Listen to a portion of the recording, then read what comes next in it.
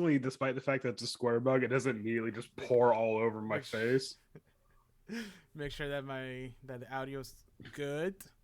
My audio is really low for some reason. We'll crank it up. Talking to the mic like a normal person. Maybe get it a little high. There you go. Wait, have we started recording yet? No, we have not started recording. Okay. I was just making sure. I didn't know. All right. Episode 59. Not nice. Not nice. Close to nice. All right, ready? No. 3, 2, 1. No. What we should do is that we should record episode 68 and then just jump to 70. It'd be like, we couldn't release episode 60. It was not appropriate for any platform. We had it in the tank, and our producers told us not to release. Oh shit! Are you ready? Yeah. All right, 3, 2, 1. Recording. Record. And then 3, 2, 1. Sync. Perfect. Boom. All right. All If right. anybody who just saw that, it's because we need to sync this shit up once we put the actual audio on. Hey man, that you're watching how the sausage is made. Yeah, it's not pretty. It's Guess what? really not. All right. Let me make sure everything's running properly. We are good to go, and let's get this episode started. Go back to well. No, I gotta do the intro first. Shit. I know you're trying to go off script, but there's a method to our madness. Welcome everybody to another episode of A Talk of Opportunity. You should play like polka music for the intros. Welcome back to a brand new episode of A Talk of Opportunity. Today we're talking about something that we all have done, whether we meant to or not, and that is going off script. Mm-hmm. But Right, Andrew? I'm ready. I'm excited to talk about this. I look like garbage. I got huge bags under my eyes that I just noticed right now. Let's go. And with that, let's play the music.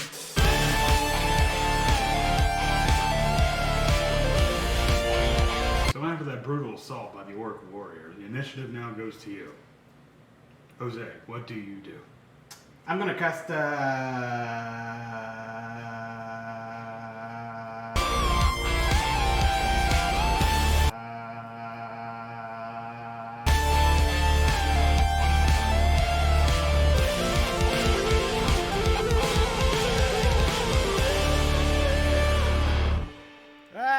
we're back. I don't know why I had a paper bag in my room. Yeah, why? I Is it for when things get too out of control during our campaigns? Or is it for shit that you see in Elden Ring? Oh god, they want political intrigue in this basic quest. That's why I asked for an emergency break last session. Well, we'll talk more about that during the session highlights. But before we get too far, That was like a prime example of going off script too. Anyways, Andrew, what are you drinking today? I am drinking Sight Glasses Toke Tea blend, and the annoying thing about it is, I don't know, you can't see it because it's blurry, but they spell blend like the same way they do the Daredevil logo, where it's like 2 D's layered on top of each other. I'm like, oh, that's annoying because every B is like that. But I did this in a French press style because I just need a haymaker's punch of coffee right now. So none of that sissy frou pour over ice brew crap. Like I just need like a sucker punch of coffee. So Nice. I am drinking something slightly different today because we're going off script. It's ice sweet peach Bellini tea with a pink straw. what? It's a herbal tea, but it's mainly peaches. Oh, you know what? I should have just had like a straight up beer for this episode. You should have had tea, and I should have had coffee. Damn it! That's such a better Why idea. didn't we think of this? Brilliant. That's such a better idea. But so I have a bunch of teas, right? Mm-hmm. I make tea, but not too often, so I have like leftover bags. And I was going through it, and I was like, oh, cool. There's some there that I still haven't tried. I'm like, oh, neat. And then there was like one like stuck all the way at the bottom, pushed down by like a bunch of other teas, and I'm like, what It's like this? sticking to the floor for some reason. And it was. Oh! Now I'm like, oh, peach Bellini. You're like, what? So like, I opened it because it was sealed. Mm-hmm. So I opened it. It was kind of sticky, but not really. And I'm like, that's still good, right? That's still good. Meh, I'll find out. So I'm trying to drink that peach. Is that it tea good? until- It said it's good until 2025, and yeah, it is good right now. Okay, all right. Excuse me. I still need to figure out what exactly like exploded in our fridge because there was just like this like gunk like not gunk, it was like table syrup. I'm like, we don't put syrup in our fucking fridge. Why is that? Do you leave a soda in there? I don't like know. Frozen soda? No frozen. So ooh, you know what that might be because it was in the back of the fridge, and for some Yeah, that shit happens. and for some reason, like the area of the back of the fridge is like bordering on Greenland in terms of like territory. Yeah. Yeah. No, funny you said like syrup on fridge. Like my parents do that, and I'm like, that's weird. That's so Yeah, I'm no. Like why? So having pancakes with cold syrup. Oh, you know, and You just hold it really slowly coming and down. it's like the cheaper the syrup, the more it tastes like plastic when it's cold. And you're like, ugh. This is plastic, isn't it? Yeah. I mean, it's just high fructose corn syrup and like I don't know caramel coloring. So Yeah. All right, but we're not here to talk about the disaster. I just spilled coffee on me. Ha! We're here to talk about I burnt my going off script. I burnt my crotch. You okay, Andrew? I'm gonna you wanna sue sue yourself for $2 million. I'm gonna sue myself for $2 million. Which, by the way, that woman actually did receive third-degree burns. So Yeah, no. yeah, like the actual case is terrifying. Yeah, the reason we think the way we think about that lady is because of McDonald's smear campaign against her. Mm-hmm. So, I mean, but we're not here to talk about that either, Andrew. Sorry, we went off script ourselves. Are we becoming one of those podcasts now? where we just kind of like beat around the bush for like an hour and then we talk a little bit about the subject matter For like 5 minutes, and then yeah, make sure to buy tickets to our live show. Yeah, we have like 20 ads in between. Oh my god! Speaking of which, I was listening to this one podcast because I'm like listening to it while I'm playing video games, and it's like no shit, 5 minutes is just ads, and I'm like, God. Dude, come on, man, that's Nah, so bad. Not about life. No. Speaking of ads, since- this podcast has been brought to you keep by going off script. this podcast. We're doing This it. podcast has been brought to you by Smooth Boy. Andrew, now. Wow, I don't know if it's because this episode's specific about going off script or if this is just us on the regular, but I'm noticing that we tend to go off script. I mean, it's only been 7 minutes, but it's felt like an eternity so far. feels like forever. Okay, Andrew. So this is your episode idea. I think I know where you're going with it, but going off script. Okay, so when I proposed this idea, I was like, I had the thought in my head where I was like, how many times have we, as DMs, looked at the source material and decided that either A, it's not interesting enough for our group, or B, it could be tweaked to better suit our group, or 3, just chuck it out altogether. Like it's just not good. Or D, take this part and expand it because 4 days of travel is not sufficient material when it comes to like typed like prompts and stuff like that. So I just kind of got like or maybe your campaign will organically do that. Like maybe it's just like, oh, somebody likes Boblin the Goblin, and now instead of figuring out the dragon heist of Waterdeep, we're gonna try to get this guy a job because his marriage is on the rocks because the DM keeps feeding into it for some reason. So I just wanted to think, like, when have we gone off script? And by that I mean, when have to define going off script is when you read a passage in a book and you go, nah. Right. It's different from homebrewing, right? Because homebrewing, you're creating something from pretty much scratch and adding it to the campaign. Yeah. This is a mission, or it just spur of the moment. I would say, but it still relates to the campaign itself. I would say, like, if I was to homebrew something for like our current campaign, like you as players that are knowledgeable of Wizards of the Coast's quality would probably notice that. Would we though? I don't know. There's been some questionable moments, and I'm just like, oh, you made that up, and you're like, nope, that's Wizards, and I'm like, oh. Well, I mean, like, if I was to show you a token art that's like clearly off of Pinterest or something like that, I'd be like, okay, that's not in the book, and I'd be like, shut the fuck up. yeah. That's why That's why the key is to change all the tokens so nobody knows. Yeah, exactly. I mean, and if I've lost my train of thought already. Something about Wizards of the Coast. Yeah. But I would say, like, if I were to just create a whole new monster for like the adventure, then I would call that homebrewing. It's homebrewing within the source material, but still homebrewing. However, if I were to just take this monster, pluck them from one area of the campaign and put them somewhere else because, hey, it dynamically works better for our group this way, or maybe just kind of tweak, like, don't remove characters, but just kind of tweak them a bit, just to be like, okay, the characters want to do this, but we're just gonna, open up the control panel, kind of fuck with the switches a bit, and we'll close back up. I would say that's kind of going off script.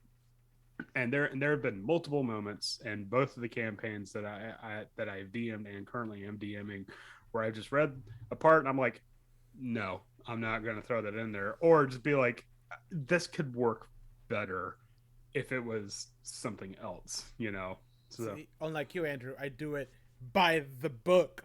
I don't change anything, and I could tell. And ever. Wow. But I mean, if okay, so I do want to add a little caveat that if it's your first campaign, like if you're running Lost Mines of Phandelver, just go by the book, because you are 9 times out of 10 you are learning, the players are learning, and the story is very much like, oh, you find like a picnic basket in the middle of the road. Oh no, goblins are jumping out at you now, and it's just like, okay, you're spoon feeding this like right. Like, even the way fantasy. It's written. Yeah. And then you go to a town and, oh, the town's being ran by bandits, blah blah blah. And it's just like, it's like the most stereotypical, but that's kind of like, but it works. But it works because that's what the players and new DMs are expecting. It's like, we will give you the most generic fantasy. like I'm surprised one of the characters didn't start out as a farm boy from like and someone has to be like, and someone has to be like, his father got killed. Yeah, why is it called the Sword Coast? It's called the Sword Coast because it's in the shape of a sword. It's just, that's actually not true, but still, it's canon now. Yeah, and his father got killed, and his father actually ended up being a legendary warrior named Tam, and they're all part of a sword, and they're all part of an ancient warrior race. And then we're just in my Wheel of Time campaign now. But still, like it's not even based on the D20 anymore. Yeah. straight up cyberpunk D10. Yeah, it's but I mean, for that adventure, I'd say just stick with the book. Oh, hey, this character is chaotic evil. Okay, what's chaotic evil? Okay, this character is lawful good. Okay, what's lawful good? Stuff like that. And but then like for like Curse of Strahd, there was a good amount of things I didn't incorporate, or didn't feel like I needed to incorporate, or just change things up for whatever. Yeah. Like the fact Rahadin in that campaign showed up a lot. Rahadin in our campaign showed up a lot more than he would have in the source material. Like he showed up twice. That's a lot more than what he's. Well, I mean, but you saw him. You whooped your asses, and then you're like, oh, this fucker, when you guys got to him the second time. We didn't even care about Strahd anymore. We just like, this motherfucker. Yeah, but in the source material, he shows up to like pretty much defend Strahd, and that's it. And I'm like, no, come on, this dude, this guy's got like backstories and shit. Like, I'm not gonna jam pack all of this into one session, then have him as like his dying last wish, like, I was the last of the Dust Girls, and stuff like that. It's just like, come on, it works so much better this way. So that was one instance where I went off script. I just want to like pause here real quick, because you just gave me an idea. Would it be fun to have a rerun of Mine of Fendelver with this group?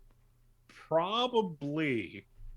I think because it's like one of those like going back to a video game where like it's been long enough where you're just like they might not remember. I gotta investigate the arrows. But that was like I don't know. I think it'll be fun to see like, oh, this is you guys the first time you ever did D&D. Now let's rerun that with my experience now, your guys' experience, and the group dynamic as it is. I think it would be great to run Mines of Phandelver, and then as soon as you get to the town that's being ran by the Red Brands, it's totally flipping on its head. And just be like, nope, Mind Flayer City. There's an elephant here somewhere now.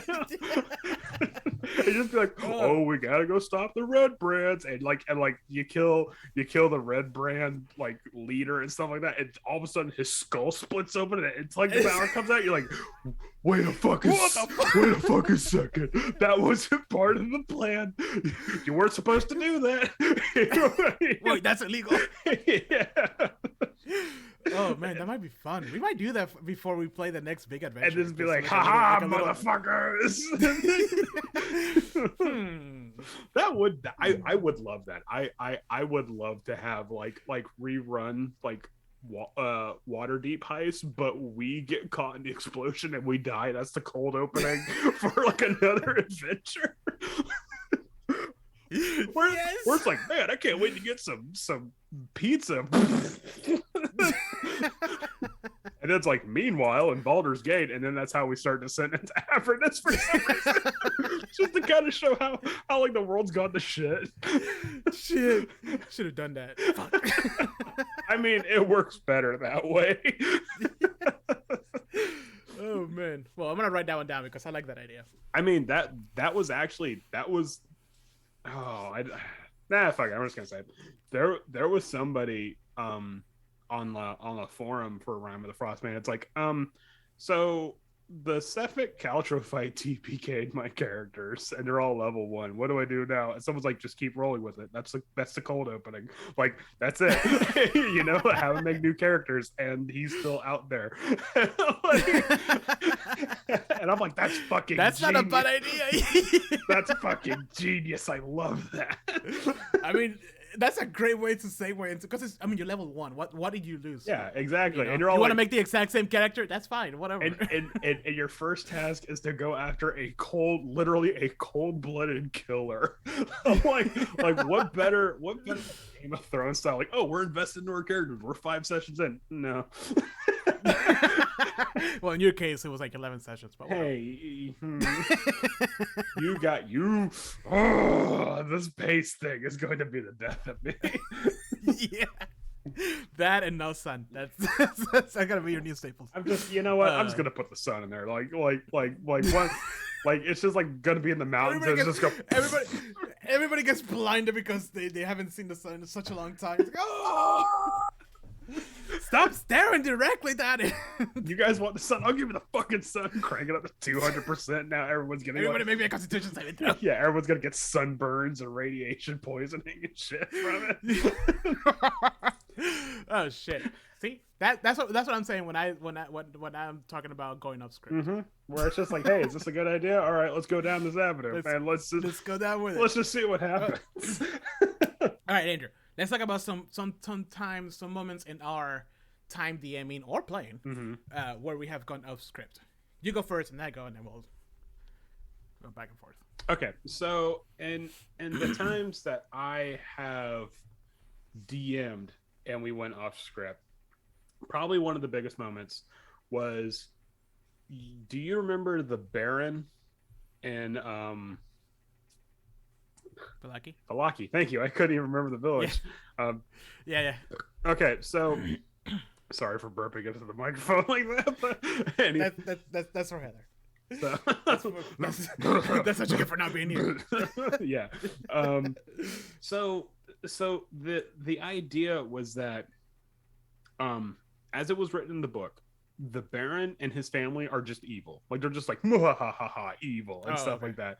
And I'm like, that's kind of shallow, you know? And it's just like, and especially the son. Like, the son was not supposed to be like a guy trying to get out of Barovia. He was just a guy that just Oh my god, I forgot about him. Yeah. He was great. But he wasn't like a guy that was like trying to get out of Barovia and was massively messing it up because he doesn't have anyone to train him into being a wizard. He was literally just a sadistic magician that would like break the minds of people. He's just like, ha ha ha, I'm so evil. Look at my skeleton cats. And I'm just like, that's boring. Like that is so lame. And it also doesn't.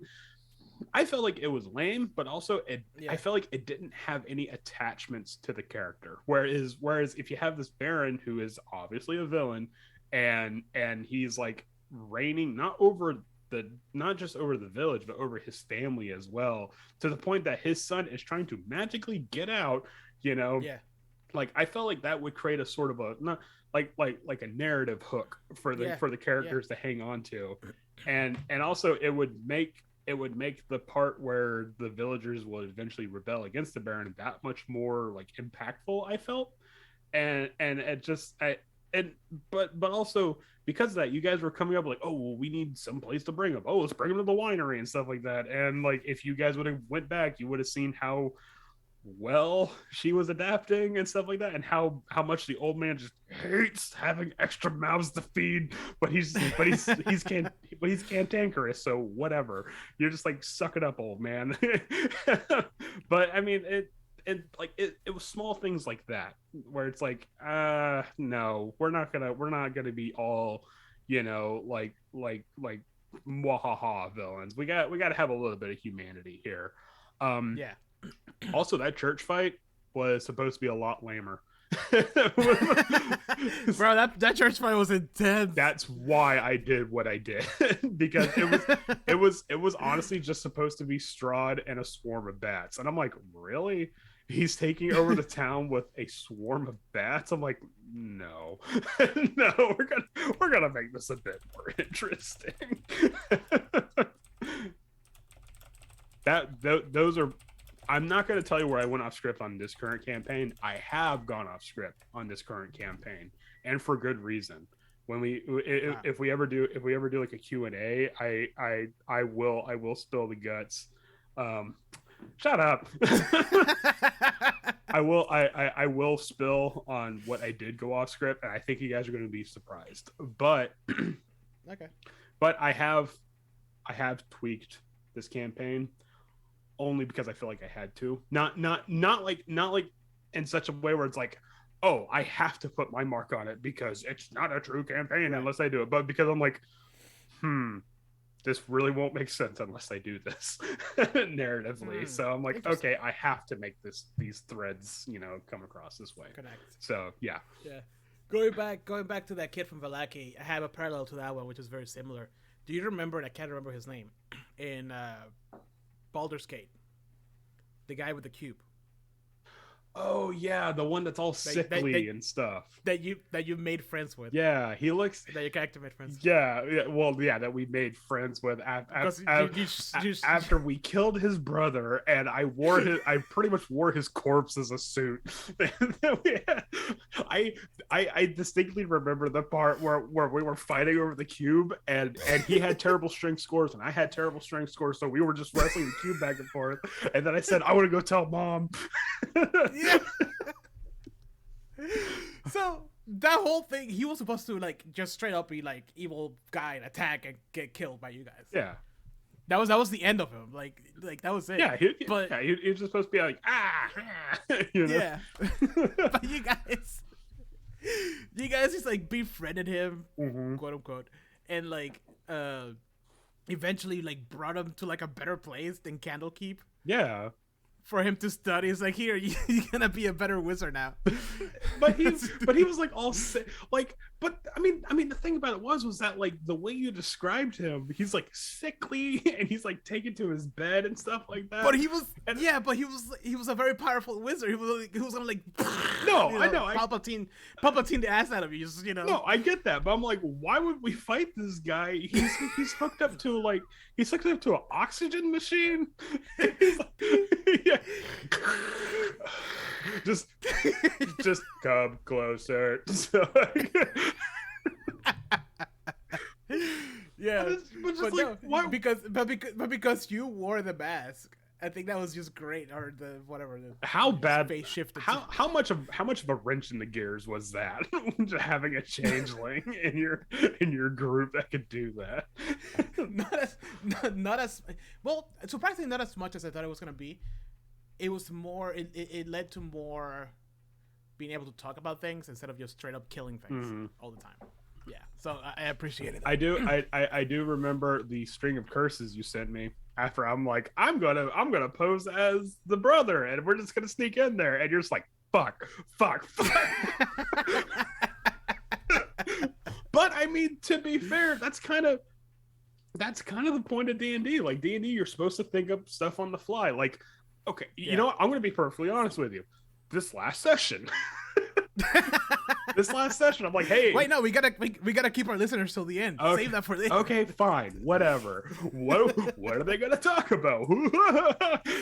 Stick around to find out. Does scrolls 1 hour and 30 minutes forward. scrubs the audio forward. Does Andrew actually hate his players? Yes. No. Yes. I'm kidding. You can talk about it now. No. But I mean, it's just like the quest was like pretty basic, and I felt, when you told me, I was like, oh yeah, of course this group does that. And I felt like everybody just kind of needed like I didn't think that like, okay, the group, we're gonna have to dumb things down for the group, but I was like, we just got off a really emotionally heavy session, and I'm like, okay, let's just kind of bring things back to normal for a bit so we can have like a hero moment. So so the quest is literally just Cobalt have taken over this mine, and it's kind of shut the town down, and you have to go save it. And so I dropped a plot point in there where it's like the mayor, the speaker of the town's like, oh well, election season's coming up, and this is going to look really good in my repertoire if you do this. And Howard's like, you know what, I want to get the other side of this argument. I'm like, what? I think I saw it when you started sweating in that session. I'm just like, wait a minute. No, you guys are just supposed to be committing Cobalt genocide. What? You guys aren't supposed to want political intrigue? What is this about? And to be 100% clear, like when you told us that, oh, we're gonna have like a beach episode, I knew when you mentioned kobolds, or when the kobolds came up, I knew that that's what you're gonna do. You're gonna be like, oh, let's just go kill some kobolds to feel better about ourselves. Go to this mine. And... So when everybody started talking about like the other side of the story, I was like, no, the speaker's full of shit. I want to get the full story on this. And I'm like, that's fine. No, I mean, no, don't get me wrong. There was information in the book from this. This wasn't a complete ass pull, right? But it was just like, I was not, to give credit where credit is due, I was not expecting such a mature choice from the group.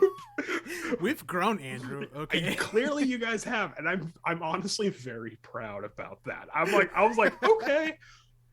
I mean, like I'll admit, it kind of swept the rug out from underneath me, but in a good way. I wasn't expecting this from the group, and I'm glad for this. I'll be 100% clear though. If my character was a little bit more of a Bessemer, we would have been down in the mines already halfway through.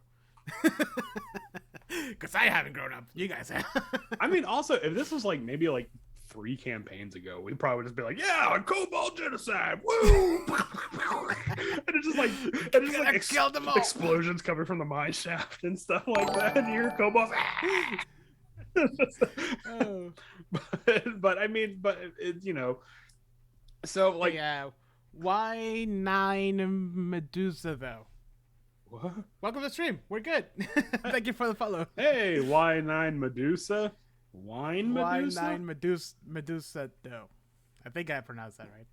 Y9 Medusa though. Okay, cool. Anyways, but I mean that's a moment where like I Arthur, okay. where I had to go off script because it was like with the information the book gave me was like this much. And I'm like, okay, all right. So, but I mean that wasn't just to point out, yes, I am a hack. I am a fraud. I am not a good DM. So, dude, I mean, and honestly, I think that's what makes D&D D&D. I think that's why we all like it, because like, especially I know that like as a DM myself, there's nothing better than when like something, because you can kind of guess where things are going, especially when the group says we're gonna go to the mountain and do this thing, right? Yeah. But seeing how it develops, and like those moments that the rug gets pulled from under you, I think those are my favorite moments in the end. Yeah, and because for the most part, that like there's nothing was planned. It's like, oh, I'm making shit up, and then the players are playing along, and then it's like a back and forth. Yeah, that's it. That's what it's all about. But like, I guess really the core of going off script is just the organic storytelling that will come from a D&D campaign. Like, yeah, you know, like was my monk character supposed to be the receiving end of a slapstick comedy throughout that entire campaign? No, no. But it ended up that way. Did it play out that way? Yes. So, but another moment I remember was when Octavio just fucking blasted that guy in the purse. Oh God, that was a hard off script moment where we're like, okay, wait, hold on, let's stop the campaign for a bit. And us as people will have to talk this out. Tensions were high. Oh man, that just lit the fuse for that powder keg that did not go off until the last session on the mountain.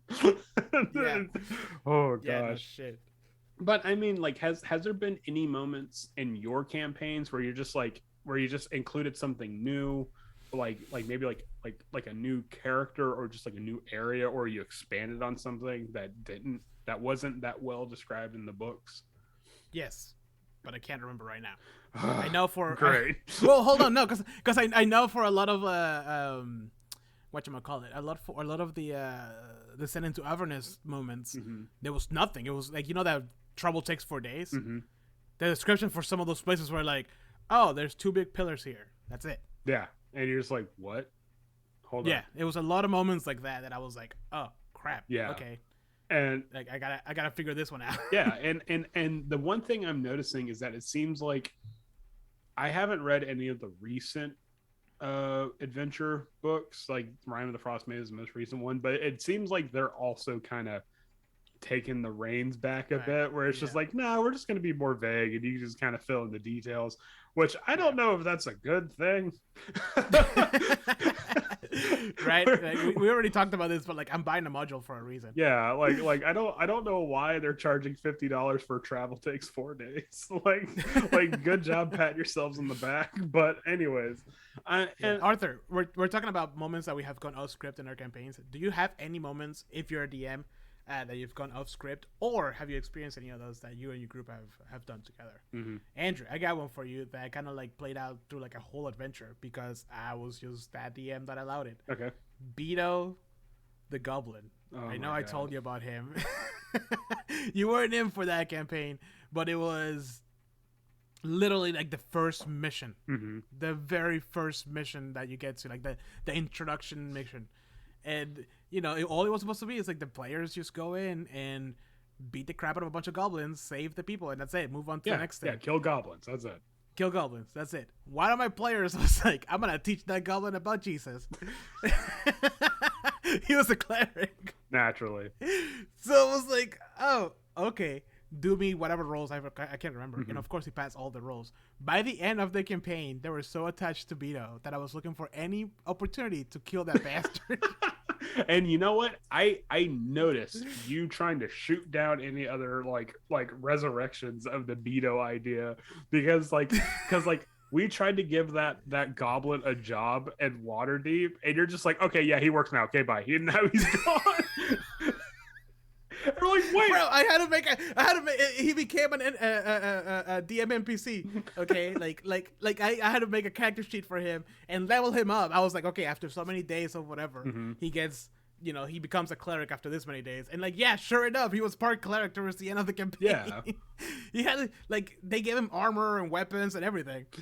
Well, I'll be perfectly honest with you. I believe Van Richten was not nearly as useful as he should have been in our campaign. I mean, like I did have to tweak some things, so like, okay, this group is obviously playing this way and stuff like that. but it's just like he wasn't even supposed to show up until like the last minute. Like it was supposed to be like, oh, you get him on the way to the castle, and then he's like, I'm here for the final act. I'm like, that's no, come on. Yeah. like you're gonna have this legendary monster hunter character in the setting, and you're not gonna have him like instill wisdom or any crap like that. Yeah, like a lot. Well, it really all depends on when you fulfill that part of the adventure, because it is a sandbox where it's like, oh, you have to collect these 3 items, and one of them is an ally and stuff like that. But it's honestly supposed to be like, oh yes, I am the legendary man. First of all, it wasn't even supposed to be like you had to go confront him. It was literally supposed to be like, hey, you're Van Richten, are you? And he's like, ha ha, and he throws off in the sky. He's like, yes, it's me. You know, you found through my ruse. And he was waiting for any opportunity. Yeah. Come on, give me the fuck out of here. which I mean, I could have played it off like that, but I was like, but this guy has such a rich backstory, which is like, he is cursed to where anybody that he cares about will die, and he has to be there to witness it. Like he's eternally cursed with survivor's guilt. So like, yeah, naturally, like, oh, I see something in this young Vesemir kid. What's that? He wants to party up with me. No, bye. Bye. I have to go to protect you, kind of a thing. Yeah. So that kind. Well, we don't get to experience him then. Yeah, exactly.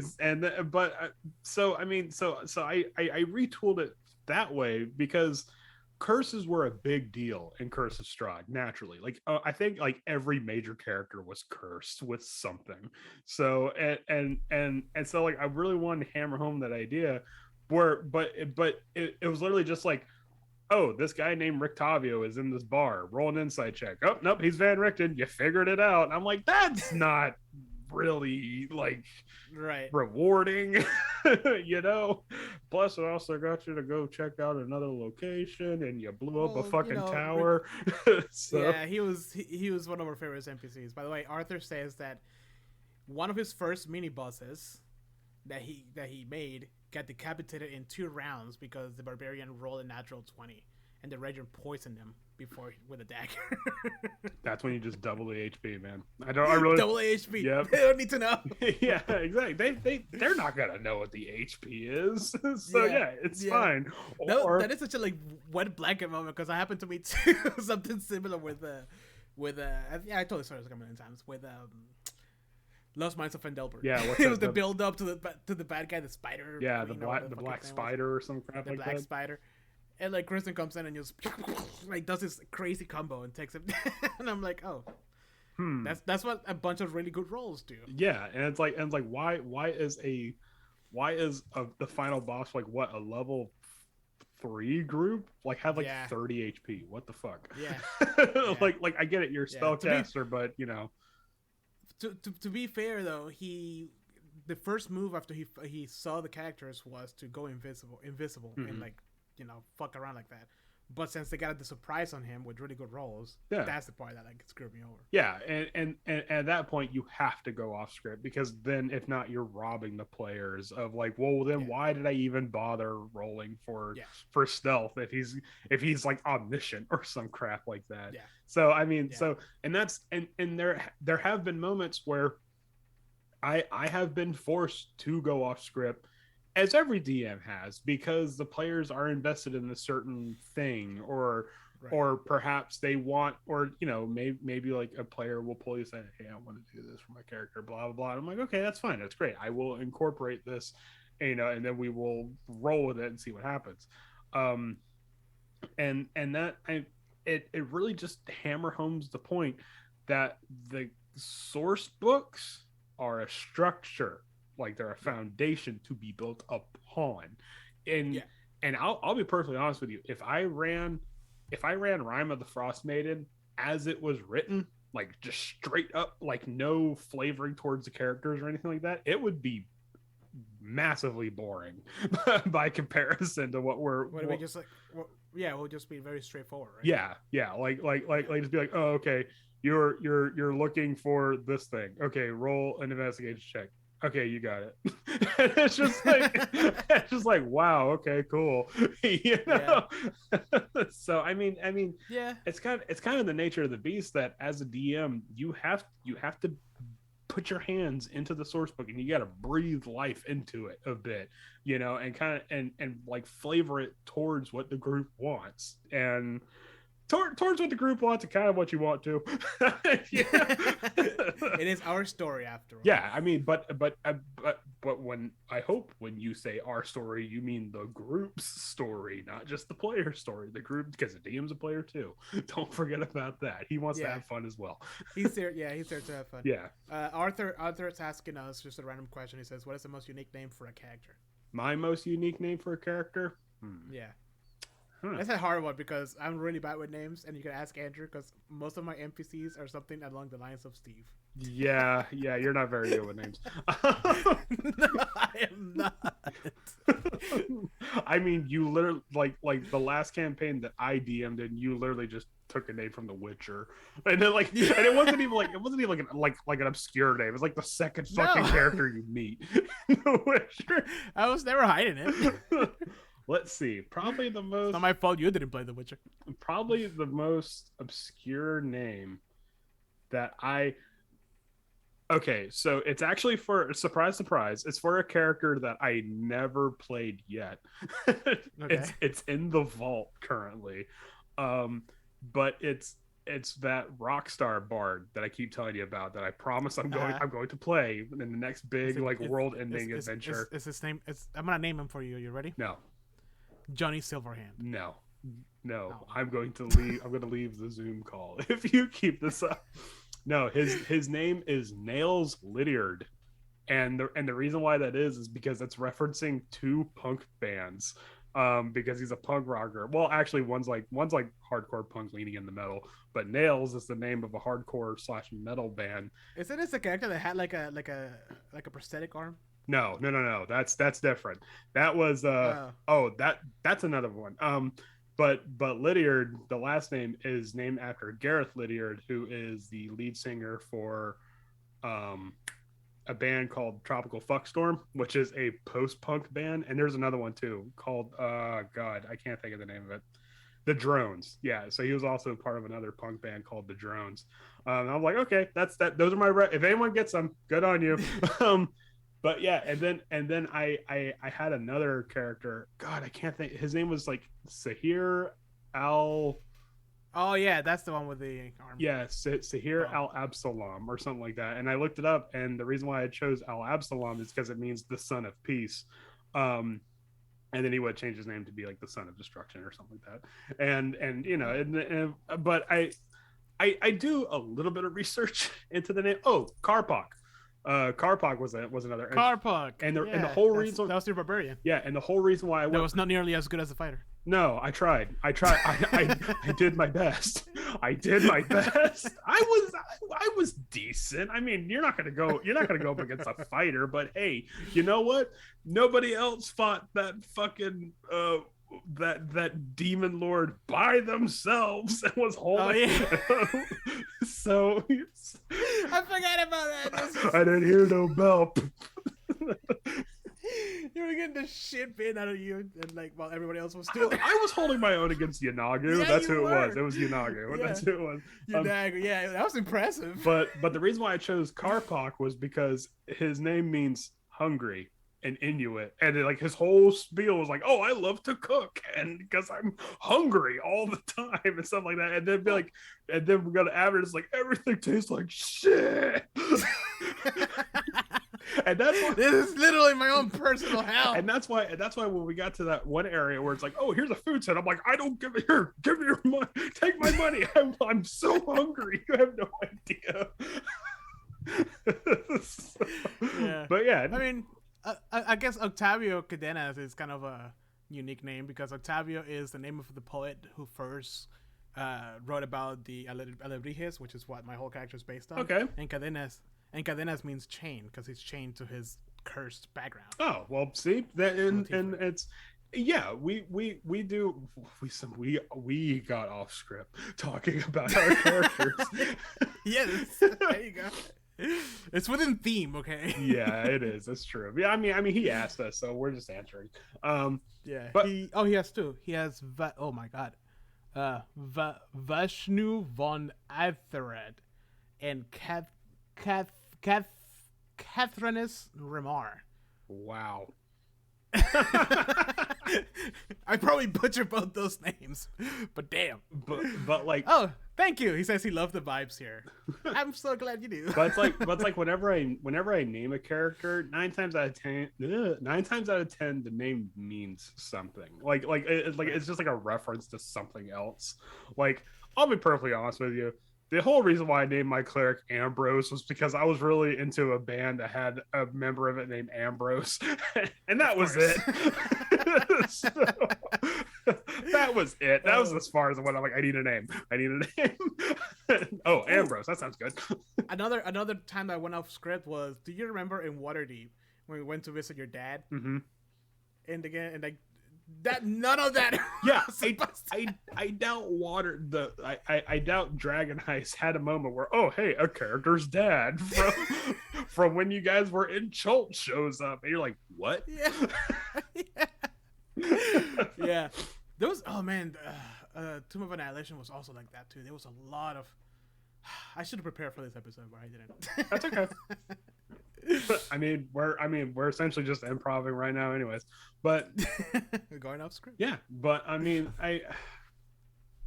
what's it? There was also another moment where I went off script quite a bit in Curse of Strahd, and that's only because you guys were so much stronger than I thought you guys were going to be. So I'm like, okay, yeah. All right, we need to inject these baddies with something. We got to pump them up. So I sent all the monsters to the gym. But also, like there were things. It's like I don't think these characters would mesh well with certain characters. Like that happens a lot.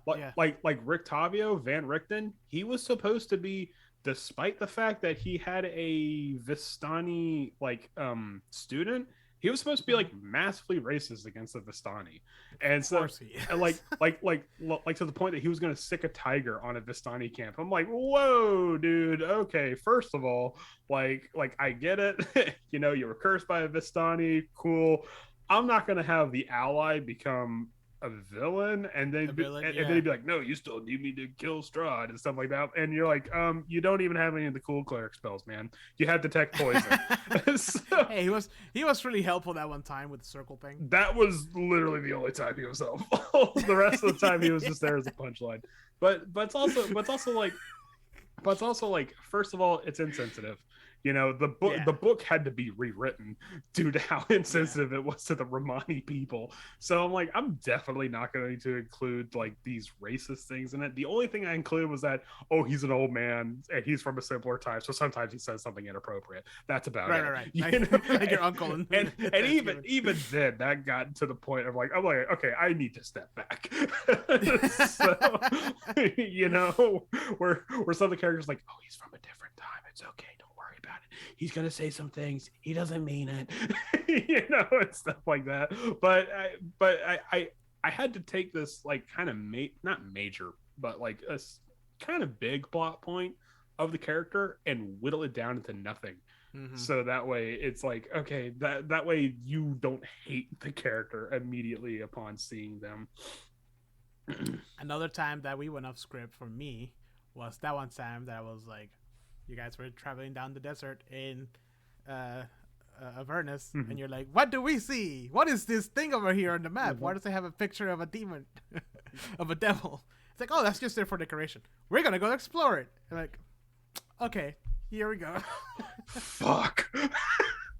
Okay, be perfectly honest. There was literally nothing in that. Because so just for our listeners here, but like, the map of Avernus is very stylized. It's not supposed to be to scale. It's supposed to be warped. It's very reminiscent of like Hieronymus Bosch artwork, where it's just like and there's like a guy with like his stomach is open and demons are spilling out. It's like and you're just like, what's this? And it's like, it's literally just the guy went insane making the map. You have to realize that.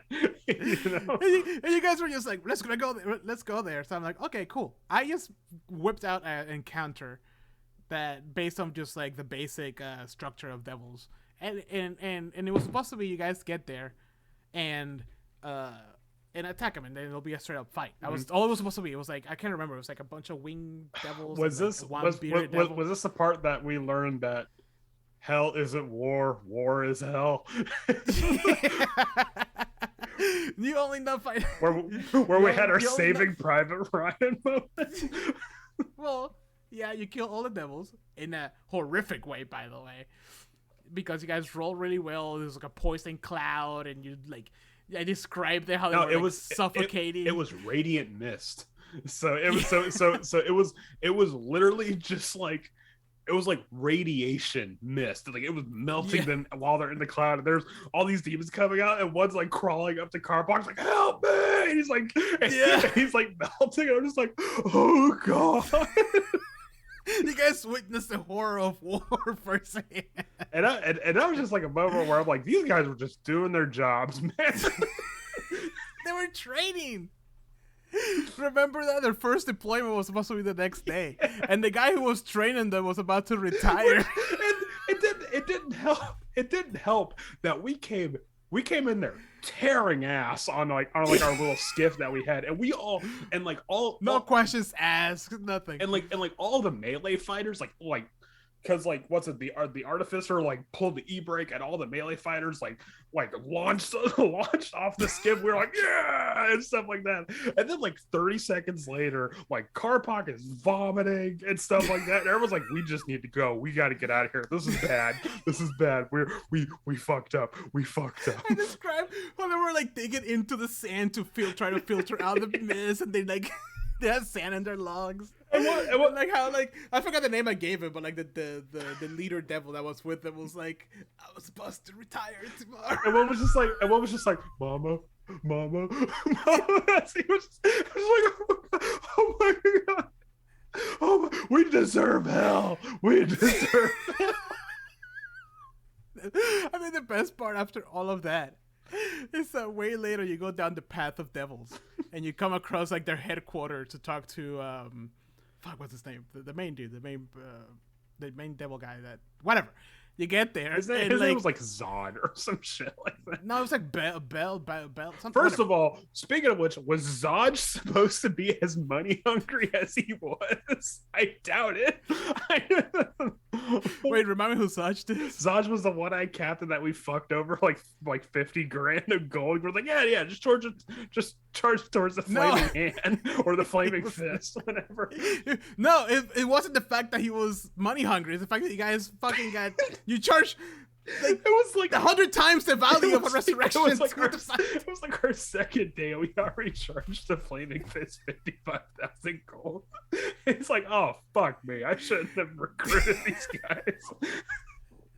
Yeah. No, but going back to the devil thing, my favorite part of all that is like way sessions later. You guys go back like you're like way higher level. You go to the headquarters.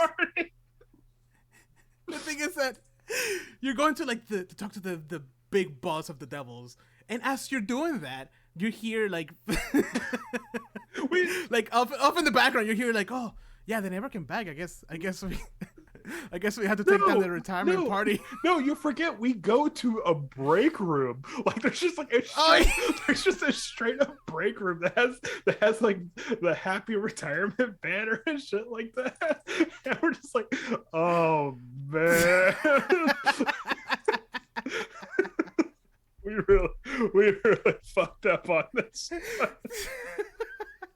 But it was okay because towards the end, the little devil that you guys got to guide you, he got a promotion, so he just turned into a promotion party. Now, I pictured it in my mind that everything was all like fire, brimstone, and steel and iron, stuff like that. And then it's just a normal fucking break room with like drywall, like fluorescent lighting. Fluorescent lighting, and that weird paper roof tile shit, and like a clunky old refrigerator in the corner, a microwave and a toaster. That's always buzzing. It's always whenever you walk in.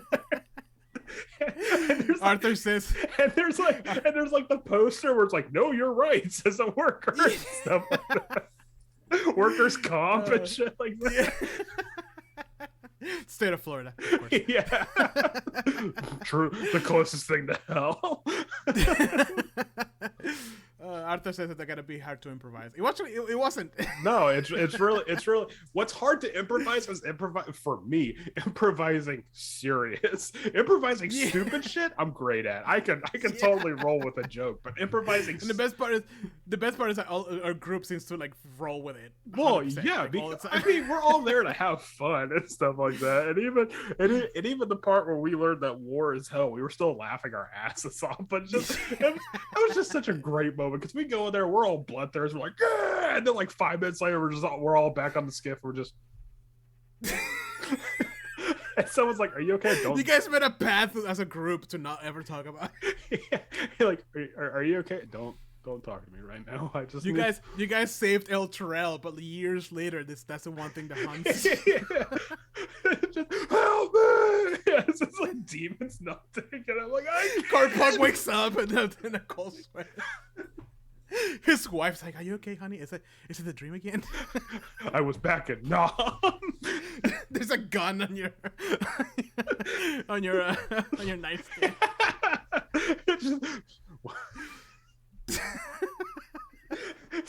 Some gave all gave some.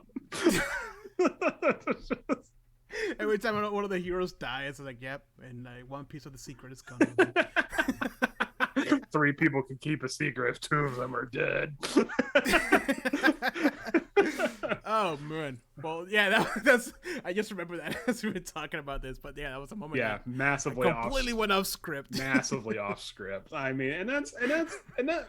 But see, that's the thing. No other group got that experience except for us. Yeah, except for us. No other group got to experience what post-traumatic stress disorder was. You know? Yes, I think that highlight is somewhere in our Twitch, and if not, the episode is on our YouTube for sure. if you want to experience that, because it was so ridiculous. Oh, I think the radiant mist was described as like divine mustard gas. Like it was some horrific like war crime stuff. No, that's what it was. The thing is that was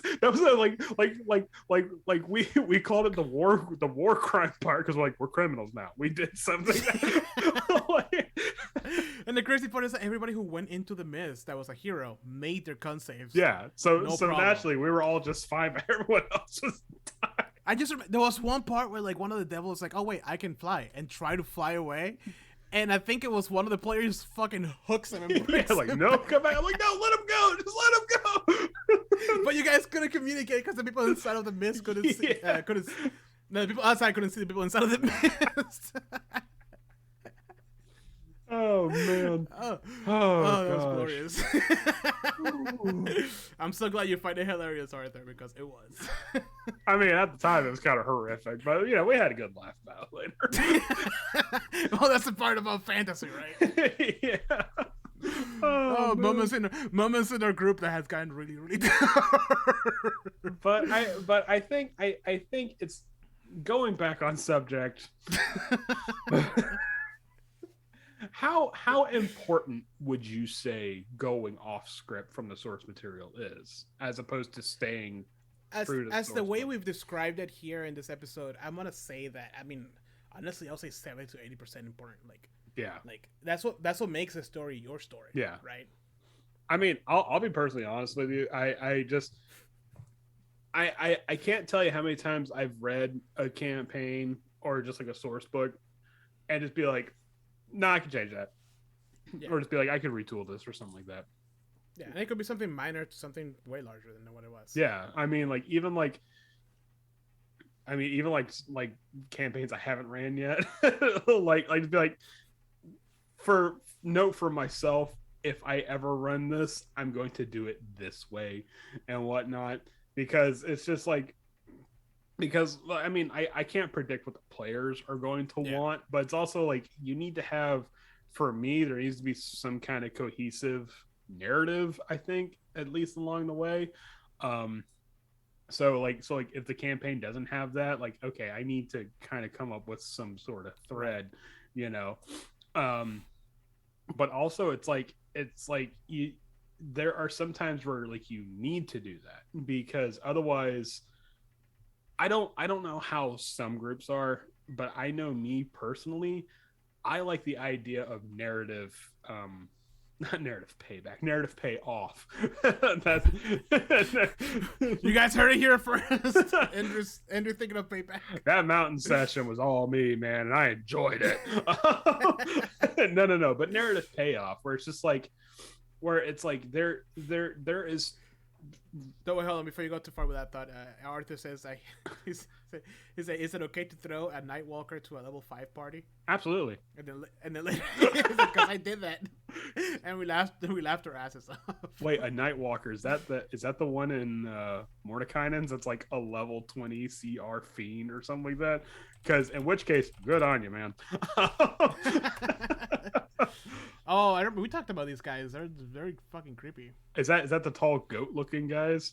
Yeah, I love those. Oh my god, that's such a. Yeah, 297 hit points. Whatever. 297 hit points was like resistance. Challenge 20 with like resistance and immunities to everything. Yeah, and I think it recovers hit points too. Yeah, it's fucking tall as hell too. Yeah, but I mean, like for a level 9 group, it depends. 5. It depends on what. 5. A level 5 group. Oh Jesus. I mean, like, what was the idea you were trying to set? Was it supposed to be like, oh, there are eldritch horrors in this campaign of which you cannot surmount? You know, I like to think that it was supposed to be like a background showcase, like, oh my god, it looks so creepy, let's all stay quiet, like that moment with the giant for us. But instead of staying quiet, they were like, we're gonna go fight it, and he was like, oh no. What have I done? That's what I like to think. Tell us if I'm wrong, Arthur. I mean, you guys could have fought that giant, and that would have been a real short campaign. Yeah.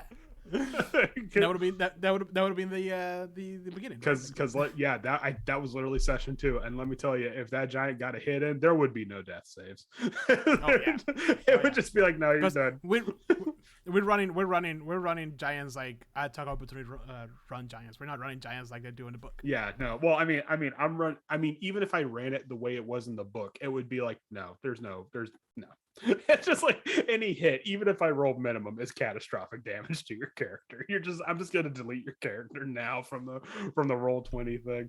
I'm not even taking like launch damage into effect there. But yeah, no, it's just you see the harpoon flies and then that character's just gone. It's just turned into a mist. But first of all, cool on you for throwing a Nightwalker at a group that small, because hey, you never know. I mean, I personally, if it wasn't for the fact that like certain players have I'm not saying in our group, but just globally, certain players have if it has HP we can kill it mentality. Right. I would love to have the you're not supposed to win this boss fight kind of thing. That's such a good trope, you know. And we kind of did that with Curse of Strahd a bit. But like, I don't know. Shit, that could just be real nasty, but I love it. I love that idea. Just like, did they die though? But then you die though. Yeah, I mean, it could be somewhere it's just like, oh, okay, you guys are all unconscious, and then it just fucks off because it's literally not worth its time to kill the group. God, what were we talking about before? Oh yeah, no, narrative payoff. Going off script. Yeah, no. But narrative payoff, because there have been some adventures, and I don't know why, but Wizards of the Coast seems to do this a lot. I've noticed, at least in the source books that I've read. But Wizards of the Coast seems to like to dump a character like in the 11th hour and just have them be Mr. or Mrs. Exposition, and just be like, oh, here is all the things about this, like if you have any questions, go ahead and ask me and I will tell you before you get to the final area. And I'm like, no. I'm not gonna do that. I'm not gonna drop a character like literally like the session before it ends and just have them know everything. Like you need to establish something. Like you can, the players, at least in our table, are not stupid. they will pick up on things. They will notice stuff and be like, oh, hey, they seem to be talking about this magic item an awful lot, or this character kind of a thing an awful lot. You know, like, and you can drop those little breadcrumbs, those little narrative breadcrumbs all throughout the story, and that way, when they get to whatever that is, there is a payoff. I mean, that's like That's like the part where you guys went to the flooded city or like the flooded town in Curse of Strahd, that one that was already destroyed. That was Yeah. not at all like the way you guys learned was not at all how it was written in the book. It was literally just a ghost shows up and says, I was the mayor of this town and we killed somebody and Straw didn't like it and he flooded this place. And I'm like, that's boring. You know, like a ghost can possess people. Yeah. Like there's a bunch of supernatural weird crap going on here in Barovia, and you're just gonna have this guy just show up and just talk. Was that where you guys found out that Vesemir was deadly terrified of snakes? Yes, because as the group was talking to this, it wasn't it was a burgomaster. But as the group was talking to this burgomaster, you were fighting a giant snake in the background. Was it a giant snake? It was a giant snake. Oh, okay. It was a giant snake, but then there were scarecrows that were filled with snakes because you said you didn't like snakes. And I'm gonna play into that because this is a scary campaign. Hey, it worked. I mean, if you would have told me if you were running it and you had them filled with spiders, I'd be like, okay, good on you. You played into my fears. These scarecrows are filled with spiders and disappointed fathers. Oh, that hit too close. Arthur says, yeah, I just placed the Nightwalker as a background thing, and my friends were new to D&D, and they were like, let's fight it. And that's a party wipe. I already said, you will fucking die, so stop. Nah, this was for vengeance of my griffin on another game. Oh, okay, so... So here's the thing. DMP payback. Here's the thing. If the DM says, are you sure that's what you want to do? Yeah. Really take a second to consider that choice. Yeah. And also, you know, the funny thing about that phrase is that I catch myself saying it without realizing I'm saying it. Yeah. And I'm like, oh, I shouldn't have said that. Because that gives it away. But if the DM says that, it's for a reason. I make sure to never say that unless I mean it. And also when I say stuff like, "Are you actually doing that?" I want to make sure, you know. But also, kind of rule of thumb: if the creature in your setting is over the tree line, just don't fuck with them. I mean, I think that kind of goes without saying. There's not many CR 1/4 creatures that could peek over a tree line. at least not until you're like, I don't know, 7 level. Maybe a little I would say maybe 9th with some legendary equipment. Especially something creepy like a Nightwalker. Fuck that. Yeah, no. I mean that's not even metagaming. That's just like you see something that big, the reptilian part of your brain should be like shooting up red flags. Yeah. You know, like that's not. I could take that. No. If your players, if you gave them that much warning and they still decide to go fight it, then okay, whatever. Like, cool. I mean, all right, you know. So bringing it back to the subject of going off script. Yes, I do believe that it is an important thing to do, especially that's really the only way that makes your campaign unique. Mm-hmm. Right? We're not talking about home brewing. We're just talking about those moments that just makes it slightly different. Just enough to step away a little bit from the written word, but not enough to change it completely. Right? Yeah. Just take what they have, workshop it a bit so it works for your group. Jose's dying off camera. I'm good. Anyways, but no, I mean it's really going off script. It's really just taking the campaign and making it your own, you know, making it to where our Rime of the Frost Maiden or our Tomb of Annihilation adventures, instead of, you know, we're not running Wizards of the Coast's Tomb of Annihilation. We're running Attack of Opportunities, you know, or Attack of Opportunities Tomb of Annihilation, and that just guarantees that you're going to have a completely different experience than anybody else. Because I'll be perfectly honest with you, if we were to rerun a campaign and it played out the exact same way as it did the first time, that sounds like a nightmare. Yeah. like why? Yeah. Which is going back to the thought I had earlier of like rerunning Lost Minds of Vendelver. Mm-hmm. I think that'd be great. I don't know. I think that's gonna be a lot of Or fun. what would be really cool is if you ran a campaign that I ran and vice versa. so I ran, I don't know, Dragon Heist and stuff like that, and you reran Curse of Strahd, and then we could both see where the headaches came from. I like to think that your Waterdeep campaign will expand to like 30 sessions instead of 10. But see, and my Curse of Strahd will have sunlight. just hey, did you guys ever think about to pull the switch? No, don't pull the switch. Or maybe your Curse of Strahd won't be so like glum and melancholy and stuff like that. It's the party of ghost hunters. That's what it is. Yeah, we're just Ghostbusters and shit. Meanwhile, like my Waterdeep will be like the Wire Sword Coast version. But I mean, that's kind of the, you know, that's the give and take. Like that's why we work the way we work, because we have different dynamics and stuff like that. Yeah. And I'm sure once Heather throws her glove into the or whatever throws her hat into the ring. Her hat into the ring. Yeah, like, you know, like that, like she'll have a completely different style than how we DM, and that's okay. Everybody DMs differently. So it's to the point where you can give the same book to 4 different DMs, and they're going to come out with 4 different adventures, at least to some degree. You know, you can even take the most on the rails adventure, which I think is like Out of the Abyss or something like that, and I'm pretty sure you can switch it up. And that just reminded me that I have that new special edition of the special version of Tiamat. Ooh, you gonna run that? Oh, I don't know. Is that? I gotta start reading. I gotta start reading that and Beyond the Witchlight. I wanna see how Princes of the Apocalypse is, because I heard mixed things about the early adventures. I heard some of them were really rough and some of them were actually pretty good.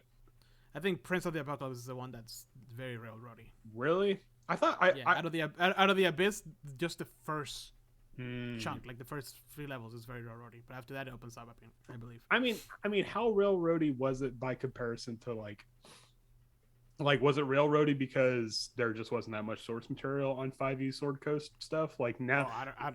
Like now, I didn't run it. Like, oh no, I'm just saying, like that's just more like a rhetorical question, but it's like is it railroady because we don't have any information on these cities for 5e? Could be. Whereas like now we do, so it's like, okay, I can just do whatever the fuck I want. Or is it literally like, no, you cannot, if you leave this town, your head will blow up because of a magical curse or some crap like that? Yes. All right. Well, so the conclusion is there's not really any conclusion. We were trying to prove a point. The conclusion is going off script is not something you should fear. Going off script is going to happen. You will, as a DM, you're going to have to play the part as a referee, a storyteller, and an improv.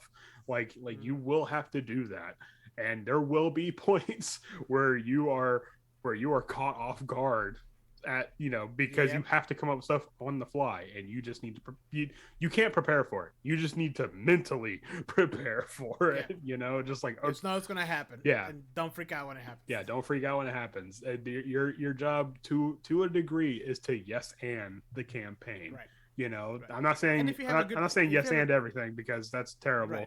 Right. But you know. Yeah, but also if you have a good group, you have to know your group too. Because if you have a good group, luckily we do, we play off each other really well. Mm-hmm. But if you have that like problematic player who just wants to open every single door, no matter, without checking for traps, and dance in front of every fucking door, and but it worked, and tries to piss off every single NPC they come across, and flashbacks. Yes. All right. Well, let's move on to the next section of our podcast. Is it section? What's the word I'm looking for? Segment of our podcast. Session highlights. Yay! Wait, let's talk about the news. Wait, is there any news? There's a couple of news. but I don't have any.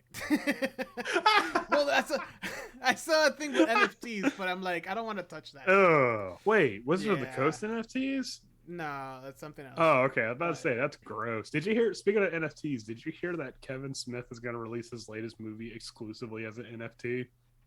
Gross. And I'm like, way to ensure nobody's going to buy it and or see it. Yeah. Oh no, they'll see it because they'll pirate the shit. Yeah, exactly. And just people are just going to pirate the shit out of it. And secondly, how do you make a movie an NFT? I personally don't know. NFTs scare me. Well, no, I mean it's still a file on the internet, but only one person owns it. Yeah, that's but gross. I mean you can screen grab the shit out of it if you want. Yeah, exactly. Anyways, but real news, we have Kingdom Hearts 4 was just announced. Yay! Andrew, you're supposed to be excited. Yay! I didn't hear anything about Yay! I didn't hear anything about the new Yakuza game being announced, so I don't get. Yeah, that took me completely by surprise. I was like, what? I thought 3 was supposed to be the last one. But oh yeah, speaking of which, the 4th one's coming out when? Now. Next year. Oh shit. But you got to make sure to play the PSP original version of Chain of Memories. No, you have to be the one released for the Wii. Yeah. Fucking Ouya! It's integral to the story of the 4th. You got to play the one that's on the N-Gauge. There was one for the N-Gauge. Anyways. That's so gross. So we don't have a lot of news right now. Because all the lore for the next Kingdom Hearts game is going to be locked behind an NFT. You can play it, but do you want to understand it? I've played FromSoft games. Your curse means nothing to me. Who was it? It was somebody who was like, I put a picture online or something. It was like, oh, playing the Metal Gear Solid games or whatever, and it was like, oh, dude, prepare for some really confusing storytelling. Once you go through all the. And I'm like, oh no, it's cool, bro. I have experience with it. I'm a Kingdom Hearts veteran, and it's like, oh, I take off my hat to you. Yeah, exactly. I mean, there does become a point though in all those games where it's just like, I don't know who I am or what I'm doing here. All I know is I must kill. Yeah. And that's kind of been that's been weirdly a running theme of video games. We're just like, let's just bury the plot in some bullshit paywall thing, and they'll figure it out. Yeah, eventually. You have to read the item description for I don't know, this consumable item, and that tells you all the plot to this game. Oh, I hate that. I mean that's happened in Elden Ring where it's like, oh, you must fight blah blah blah, and there's this huge cutscene, and you're just like, I don't know who you are, man. I'm sorry, but you're in my way. So let's do this. Arthur says that he's gonna learn from us. Wow. Well, no. Feel free. We have all of our videos, all of our we have not all of them. We have most of them. A good majority. Most of them. We have Waterdeep wasn't recorded. We have Curse Strahd, Descendants of Avernus. I feel like didn't we have one more? And then Rhyme, which is we're playing right now. No, they're all on our YouTube. So if you want to watch them, that might be it actually. Yeah, maybe learn a little bit. We have played a lot more online, but we didn't start recording until recently. Yeah, because what's it? I didn't jump in until the end of Tomb of Annihilation, and then after Tomb of Annihilation was Waterdeep, and then Curse of Strahd. Yeah, so no, then that was a big blur, and then Curse of Strahd. and that was Waterdeep. We don't talk about Waterdeep. And then, yeah. I'm not familiar with any of those names. Oh, so you're new to D&D. Yeah, those are all modules from Wizards of the Coast. So you can buy the book and run it. I will recommend, Arthur, please listen to me when I say this. Do not run Curse of Strahd until you are familiar with the tools of a DM, because there's a lot to chew off there. It's a fun adventure. More than Rhyme? No, if I started out with Rhyme, I would be fucked with a capital F, because this is there are no rails on Rhyme, but but like Curse of Strahd was still a massive undertaking, and I mean, for me as someone that never ran a campaign before in my life, Curse of Strahd was a lot to chew through, and I was just like, oh, Yeah. I should have started with like something else. I should have started out with a smaller adventure.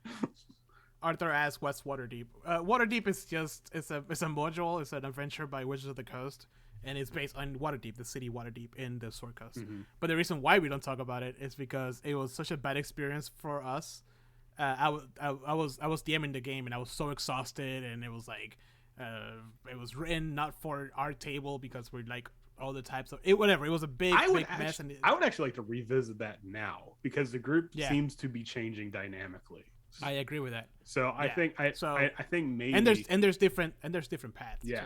Too. So I think maybe like when Waterdeep Part 2. When Rhyme is done in the next 7 years, perhaps we can go back to Waterdeep. But yeah, no, I mean, just to give you context, Arthur, like at that, it's called. It's called.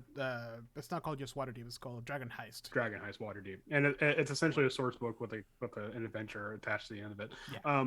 But like to give you some context, Arthur, like at that point, Jose was kind of like the permanent DM, and he was running adventure after adventure, and that DM burnout got real bad.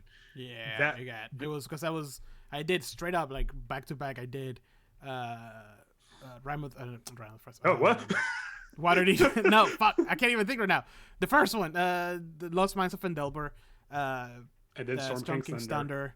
Then I did Tomb of Annihilation, which I heard Storm King's Thunder is also pretty advanced for a DM as well. It was, and they warned me, but I pulled it up. It was pretty good. Yeah. Not as I would like to revisit that because there was a lot of things that now I know I did wrong. Yeah, like personally, I feel like I did not do Curse of Strahd justice, and maybe you feel the same way about Storm King's Thunder. Same. Tomb of Annihilation was great, but it was a very long one. And then from Tomb of Annihilation to usually I take like a 2-month break. Yeah. But from Tomb of Annihilation to Waterdeep, it was literally like the next weekend. Yeah. And terrible mistake. And I think I hate to say it, I don't know how much of a part I played into it because I was like, oh, I'm part of the group now, and it's just like, okay, so now we have to, whatever. And it was because DM burnout, and because at the time that was not our group's vibe. Like we were still very much in like the murder hobo kind of like, haha, kick the door down, let's kill some kobolds, kill everything. Whereas Dragon Heist was like, no, intrigue, and we have to do an investigation, and we have to talk and stuff like that. And you're just like, what? So yeah, I mean, just know going in that it's very much. It's not a very action-y campaign from what I understand, even if you try to run it that way. So if you want an action-y campaign, Descend into Avernus, it will kick your ass in the first session. Yeah. Well, yeah. He says, I'm new to D&D, so when my friends killed my first mini-boss, I had to change the whole fucking plot line because I was going to make an epic arc for him. But nope, get decapitated. Nope, that's, hey, welcome to... That happens, man. Welcome to D&D, man. That's just like, you need to know if you are going to introduce a enemy with your party, you need to prepare for them to die. Yeah, like both the party or the NPC. I'm just saying, like, don't get attached to enemy NPCs and try to do. I'm not saying don't. Okay, hold on. I know I said don't try, but I'm just saying don't like expect there to be like, oh, like I'm going to be a reoccurring villain. There's no such thing as reoccurring villains 9 times out of 10. Yeah. Like unless it's a lich that like you can't find a phylactery for, and then that's just okay. We're just gonna have to solve this problem again, so just don't worry, you'll figure this stuff out. It's easy. Yeah. By the way, I mean we've been talking crap on this podcast for a while now. We do have some episodes, so if you follow us on, because we released this on Apple and Spotify and everywhere else, but if you follow us for the podcast itself, we have episodes about running adventures and things to do, things we've learned. We've gone way more into deep with all that kind of stuff. Mm-hmm. Yeah. So make sure. So feel free to go and And I feel like we need to do another episode on things we've learned as DMs. Yeah, it's been a while. Yeah, I feel like we're due for another like lessons we've learned episode. Yeah, but Andrew. Yeah. Session highlights. Session highlights. It's actually weird because I need to get like a soundboard. you really do. So that way you can stop making it with your, Wow. What? Wow. I'm just saying, I'm tired of hearing you, man. But Wow. you know what I mean. Relax. Wow. I'm hurt right now. But I'm gonna go cry after this. okay, bye. No, wait. Anyway, so session highlights. So what's really weird is that the best part. Hold on, wait. Do that again. No. Say session highlights. Session highlights. All right. See, that's it. Now just isolate that audio and just use that. Anyways, I'm gonna send that clip to you. But no, it's so weird because I feel like the best part of the last two sessions that we ran is also kind of hard to talk about. Because not because it's like embarrassing or like, one of us made an ass of ourselves, but because the group reached such an emotional nadir.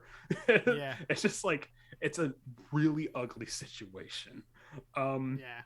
So my personal highlight was when you guys reached the top of Kelvin's Cairn, which is this horrible mountain that's in Icewind Dale, and it's just awful. Like the moment you stepped on it, it was terrible. And you got to the top, and the whole idea was that you had the Zentarum captain or Zentarum Fang, that was following you guys because you kept him alive and whatnot. And he's like, "Oh, my mission's here, whatnot." But you also kind of learned that he played it down, but his girlfriend was up on the mountain too, and she went on a mission to go find something. That mission did not go well. Most everybody that went up on that mountain died except for another Zentarum agent that wasn't his girlfriend. So he just had a rough time. Also, you guys seem to forget he suffered a lot of head injuries before getting up on that mountain. He took a board to the back of the head so hard it knocked him out, and then you guys kept re-knocking him out when he woke back up. So if you guys are saying he acted out of character, this dude suffered multiple concussions before he went up this fucking mountain. He acted out of character. He did. He was also drunk. There was a lot going on. So it all kind of boiled like there's like this kind of growing tension between him and Beery specifically. And so it all boiled over to where this guy just, you know what, I'm just going to duel Beery. And because if I make it off this mountain, I'm just going to make your lives a living hell. The duel did not go the way I wanted it to go. Yeah. I was expecting Beery, the group's paladin, to completely mow this person down. And surprisingly enough, he not only held his own, but bested Beery. If it wasn't for the fact that the group intervened, it would have gotten real ugly real fast. But the part afterwards where they're all dealing with the circumstances, and like Beery is freaking out and Swift is telling the rest of the group to shut the fuck up because we're all Swift telling Beery to shut the fuck up. Yeah, like just shut up. We're all tired. We all need to get off this mountain. We all need to think clearly. And I'm just yeah. And I'm just like, why I did this? This is my fault. There's going to be infighting in the group, and it's all my fault. I think everybody was pretty clear that it was in character. Like I don't think at any moment. And we didn't have that situation like we did before. No, thankfully by the end of the session and next session we're all friends again. So, but I was just like, that got real ugly real quick in character. Like this was all in character. Like we're all cool with each other, or at least I hope we are. We're all cool with each other, and we all hate you. Real, whatever. That's fine. And I hate you too. So it all works out. But so yeah, like in character, things got real ugly. Like there was a physical fight, but then there was like a verbal conflict afterwards, and that verbal conflict was like weirdly enough the highlight, because it was just like it was just a moment where it led up to like multiple sessions led up to this, and it's just like characters like conflicting with the ideologies of other characters, despite, you know, no matter how minor it was just like, no, these characters were just butting heads, and it just led to like this weird emotional conflict that I was not expecting. I was not expecting there to be that much depth of role playing, and I'm not saying I didn't want that. I did want it, but I was just like, whoa, like I was not expecting that to happen. So, and then the current session, when you guys were asking for the other side of this argument, that was my personal highlight where I'm like, they grow up so fast. Because like I wasn't expecting you guys to do that. I was expecting, oh yeah, let's go, we're gonna, do this quest, get easy 50 gold, kill some kobolds, and be done with it. But no, you guys are like investigating, because you're like, nah, there's more to this than what the speaker's saying. And like some of you are citing like, my character wouldn't do that, and like, we're not just going to go into this mine and just kill people and stuff like that.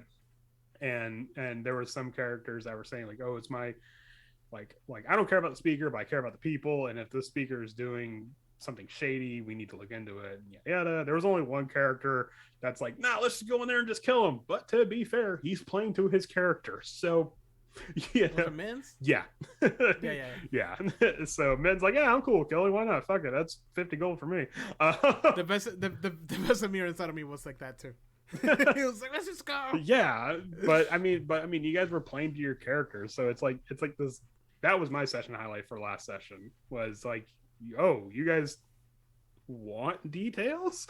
Like, okay. Yeah, not a lot happened last session. But for me, I mean, honestly, last session was a kind of a more relaxed fit session. Yeah, for me, it was the same as you. It was that duel on top of the mountain. By the way, Arthur says that, man, I wish I had epic things like that maybe in the future. You will. Yeah, that's stuff that's also stuff that you cannot force. This is just all has grown organically almost. I mean, I will admit the duel on the mountain felt a little forced, but yeah, but it wouldn't have had the weight that it had. Yeah. I mean, if it was like all the things leading up to it. I mean, I took controls away from your character just so you wouldn't interfere. I mean, there was something wrong with your token. What? You did what? I'm kidding. I'm kidding. No, but it's just like, I'm gonna cancel you now. But I mean, that was actually, and Arthur, you will have things like that, but you've got to learn your group, and your group's got to learn you, and so when we've been playing together for a while now. Yeah, we've been playing for years now. So when it got to that moment, like, everyone knew what I wanted from that, and I knew what the group wanted from that. So we kind of exchanged this sort of like, okay, like we both gave into what was happening here, and it worked out, I think, kind of well. So, but yeah, don't force that kind of stuff in your first campaign. Like, your first campaign's probably gonna be real sloppy, and that's fine, Yeah. But anyways, yeah, just learn your group. Yeah, and it's also like whatchamacallit, we called it. It really felt like a mid-season finale. Mm-hmm. Even though we are only level 4. 30 sessions. I just gotta make sure everybody knows. To be fair, you guys are speeding up now because you learned, oh, hey, we have to do things. We're not gonna get. Are we though? Because yes. That session was supposed to just go kill kobolds, but here we are. Yeah, but talking about the inner politics of kobolds. But I mean, that's still something. Like, you guys are like learning. Hold on, can we take a short break? I really have to use the restroom, and I can't think. Yeah. Okay, I'll be right back. I'm sorry. We'll be right back.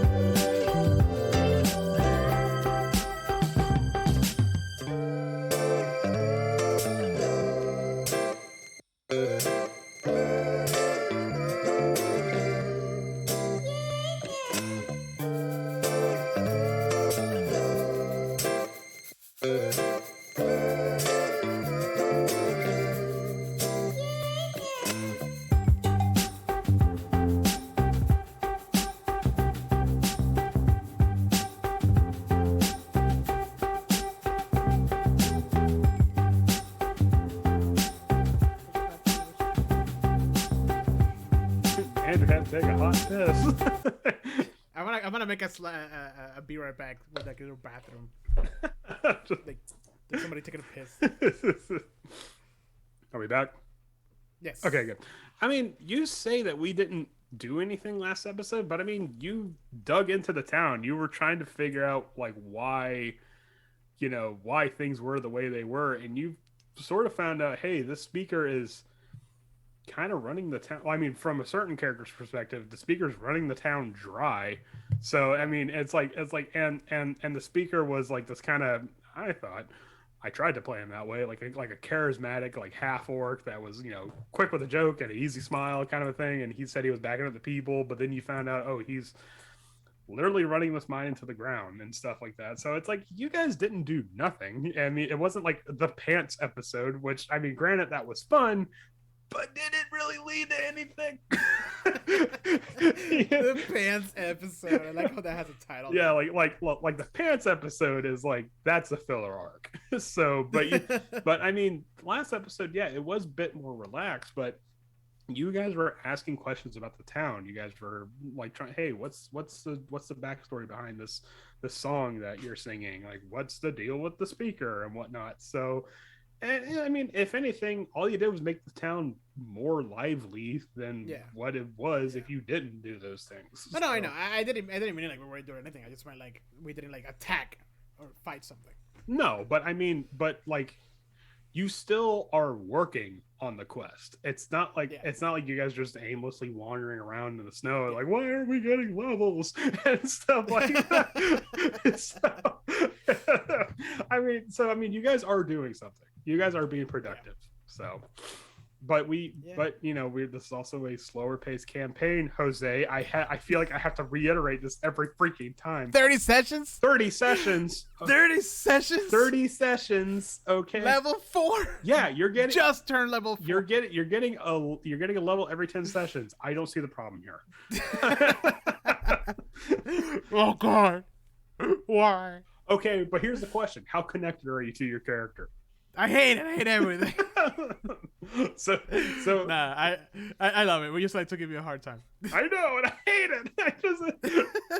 It makes me feel like, am I the bad guy here? Am I the baddie? Is this really what the people want? Oh man! But all right, let's wrap it up. Yeah, I'm done with this. Let's... Going off script, not a bad thing. It's what makes your adventures unique. I wouldn't even say it's a bad. It puts you in a spot and it makes it a lot more fun, in my opinion. I wouldn't even say it's a bad thing. I'd say it's like a necessary thing. Yeah, like you're gonna 100%. Do it. You will inevitably go off script. So yeah, 100%. But if you want to see us go off script, every Wednesday we play D&D, DM by Andrew, of course. We are playing Rime of the Frozen Minute, so make sure to join us. Mm-hmm. We play almost every Wednesday, and I say that because obviously life happens. Sometimes we don't play, but we also play video games on Tuesdays and Thursdays. So make sure to follow us on Twitch and Facebook to stay up to date with our latest stream schedule. We also release these episodes every Wednesday, so if you're listening to us on a Wednesday, it's more likely that came out that Wednesday. Mm-hmm. But it's every other Wednesdays, and we record them live just like today on every other Sunday. Yep. But with that, I hope you guys had a good time. I hope you guys had a good laugh and learned something. And as always, keep on gaming. Bye. Bye. You have to say it a little happier. Bye.